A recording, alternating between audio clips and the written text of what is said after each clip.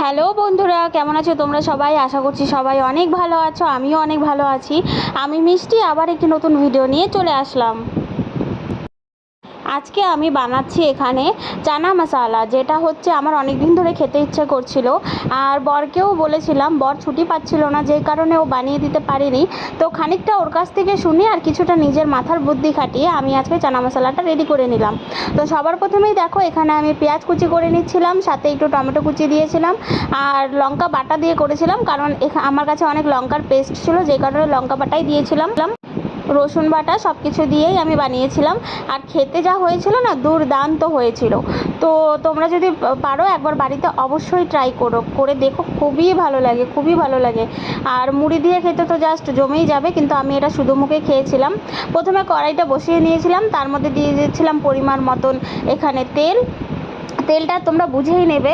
তার মধ্যে কিছু গোটা গরম মশলা ফেলে দিয়েছিলাম, যেমন ধরো দারচিনি, লং আর এলাচ। তারপরে দিয়েছিলাম এখানটায় পেঁয়াজ কুচি। তারপর একটু নাড়াচাড়া করার পর, এমন না যে খুব ব্রাউন করতে হবে, পেঁয়াজটাকে হালকা ব্রাউন হয়ে গেলে তার মধ্যে টমেটো দিয়ে দিয়েছিলাম। তার মধ্যে আমি একে একে সব মশলাগুলো দিয়ে দিয়েছিলাম। প্রথমে এখানে রসুন বাটা দিয়ে দিয়েছিলাম, তারপরে দিয়েছিলাম এখানটায় হচ্ছে লঙ্কা বাটা। তারপরে এখানে আমি ধনে গুঁড়ো, জিরের গুঁড়ো আর একটু গরম মশলার গুঁড়ো দিয়ে খুব ভালো করে নাড়াচাড়া করে নিচ্ছিলাম। আর হ্যাঁ, যে যেরকম নুন খাও সেই পরিমাণে নুনটা দিয়ে নেবে। আর সাথে একটু হলুদ দেওয়ার পরে দেখো, আমি এখানে ছোলাটাকে আগে থেকে সেদ্ধ করে রেখেছিলাম, সেটা ঢেলে দিয়েছিলাম। আর তোমরা যদি চাও এই পর্যায়ে একটু মশলা লেগে যাচ্ছে ভাবো, একটু জলও দিয়ে নিতে পারো। তারপর এটাকে পুরো মাখো মাখো করে নামিয়ে নেবে। আর খেতে কিন্তু অপূর্ব, একবার ট্রাই করো।